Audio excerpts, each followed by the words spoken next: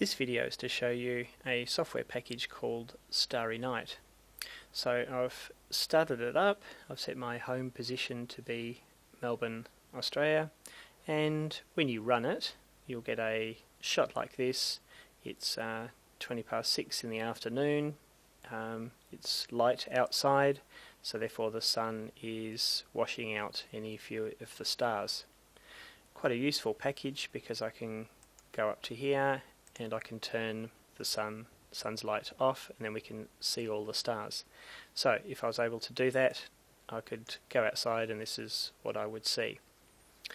So a few of the controls that we get with this program: we can push N, which spins us around and has a look to the north, or we can S, move us around to the south. So there's a few things we can do here. So one of the guides I can turn on is the ecliptic. Now remember, we have all of the planets, moons, and the sun is on the same plane because our solar system is more like a plate or a saucer, and everything's roughly on the same plane. So if I now move around, so I'm looking to the north, I can see this green line, which is the ecliptic. So you've probably realised, hey look, there's the sun, oh, there's the moon, they're going to be on the ecliptic as well. But let's just turn on our labels. So let's do all of our labels, and we'll see that there's a little dot here which is Mercury, that is also on the ecliptic. Pluto is way out here, that's just off the ecliptic a little bit. And if we scroll around here, there's the moon again, there's Neptune, Uranus, and that's all the planets that are up at this moment. If I wanted to scroll ahead and see what the view would be like tonight, I can push this play button.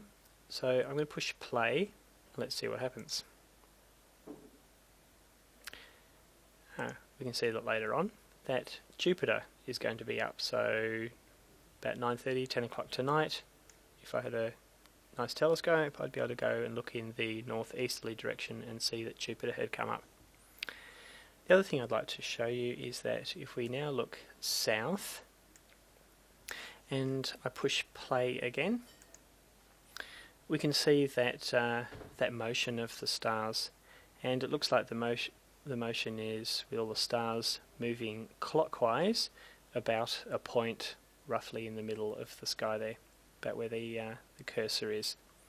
If we were in the northern hemisphere, there's actually a star, the North Star would actually be right in that position, but we don't have anything in the southern hemisphere at that south celestial pole.